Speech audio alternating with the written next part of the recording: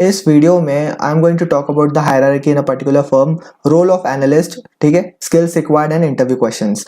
तो अगर आप इक्विटी रिसर्च में इंटरेस्ट रखते हो, ये जो पर्टिकुलर सेगमेंट है, तो you can get jobs on the sell side और बाय साइड। ठीक है, सेल साइड क्या है? Usually in the broker houses catering to the retail clients, and buy side में mostly the investment banks and research firms. Okay, आगे बढ़ते हैं hierarchy. ये टिपिकल हायरार्की है, जूनियर एनालिस्ट या फिर एनालिस्ट से स्टार्ट होगी। हर ऑर्गेनाइजेशन में अलग अलग नाम हो सकते हैं।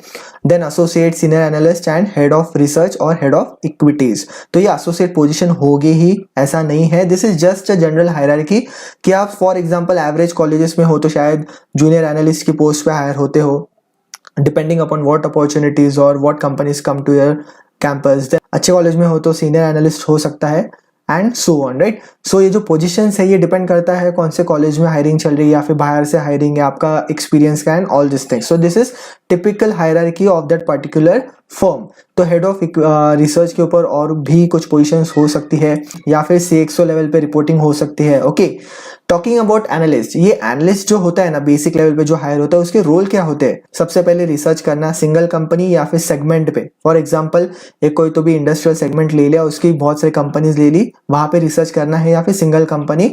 Then creating financial models, report making, proper research करनी होती है, कंपनी की हेल्थ डिटरमाइन करनी होती है, valuation, there are so many things. Okay, market conditions भी समझनी है, एंड कंपनी का स्टॉक कैसे फंक्शन कर रहा है। सो ऐसी बहुत सारी चीजें होती है जो एनालिस्ट करता है।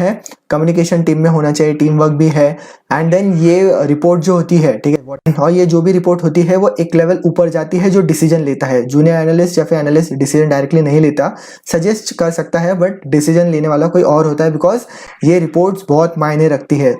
तो एनालिस्ट की टिपिकल स्किल्स क्या होती है? एनालिटिकल एबिलिटीज बहुत अच्छी होनी चाहिए, ठीक है। अकाउंट्स एंड फाइनेंशियल फंडामेंटल्स अच्छे होने चाहिए। ऐसा नहीं कि फाइनेंस डोमेन का पूरा ही नॉलेज है, but capital markets and their functions भी, मतलब ये एक ऐसा एस्पेक्ट है जो पता होना चाहिए डेफिनेटली। कम्युनिकेशन स्किल्स गाइज, यहाँ पे there is no compromise on communication skills, because report आगे बढ़ने वाली है। आपने जो भी रिसर्च किया है वो पर्टिकुलर कंपनी के स्टॉक पर रिपोर्ट राइटिंग की है, तो ये कम्युनिकेट होने वाला है आगे, right.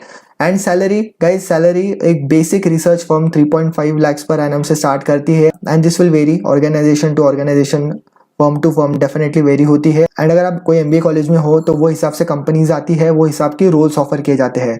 Talking about the interview questions guys, इसमें मैं आपका ज्यादा टाइम नहीं लेने वाला। एक वर्ड फाइल है जिसका लिंक डिस्क्रिप्शन में है, डायरेक्टली जाके फाइल डाउनलोड कर लो। इंटरव्यू क्वेश्चंस क्या क्या पूछे जाते हैं when it comes to this particular role, या फिर इक्विटी रिसर्च में क्या चीजें मायने रखती है।